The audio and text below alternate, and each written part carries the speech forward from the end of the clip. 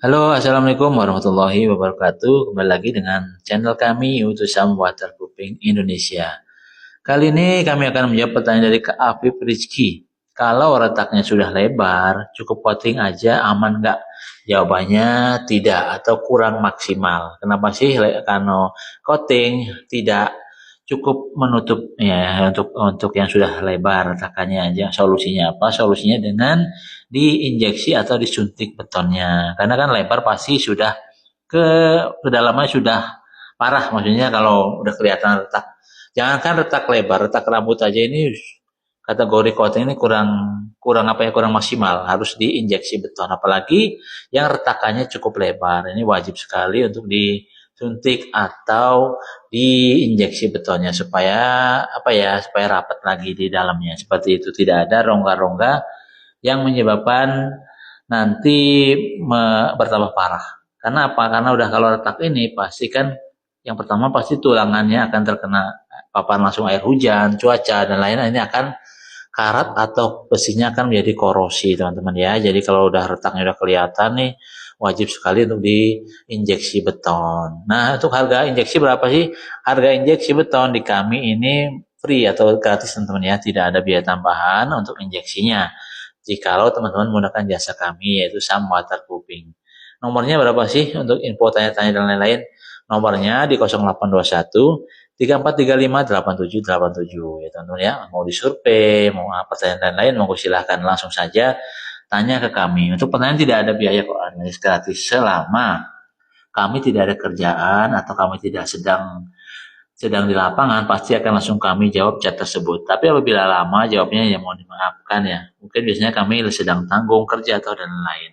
Tapi intinya pertanyaan dari Kak Afif Rizky ini jawabannya tidak cukup hanya coating saja, akan tetapi perlu diinjeksi atau disuntik beton. Ini kalau kasusnya kayak Kak Rizky ya, retaknya lebar gitu ya. Kalau hanya retak rambut cukuplah di coating atau disiram aspal.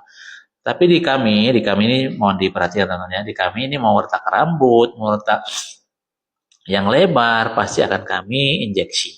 Kalau untuk dak, kalau untuk dinding enggak, kami hanya biasanya kami tempel dengan cairan khusus supaya rapat gitu ya teman-teman ya. Namanya gel coat atau tetap menggunakan aspal emulsion. Nah, untuk ditutup yang udah retak-retak lebar gitu ya.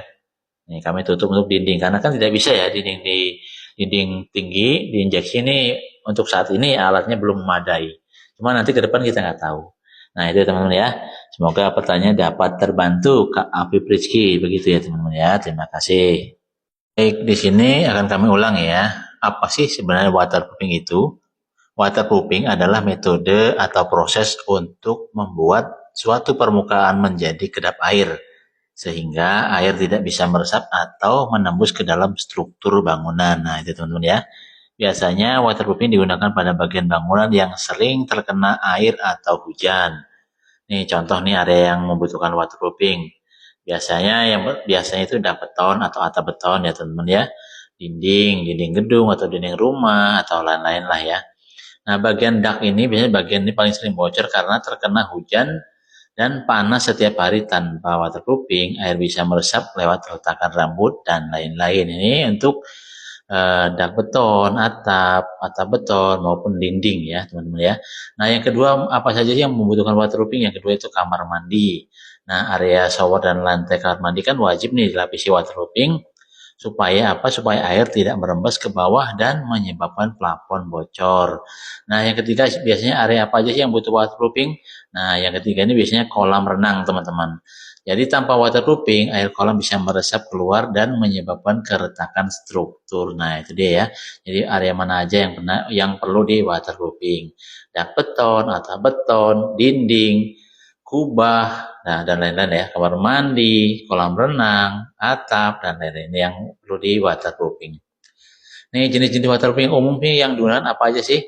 Nah yang biasanya pertama coating atau membran cair diaplikasikan pada kuas atau roller diaplikasikan ya coating. Yang kedua membran bakar, ini dibakar dan ditempelkan di permukaan beton.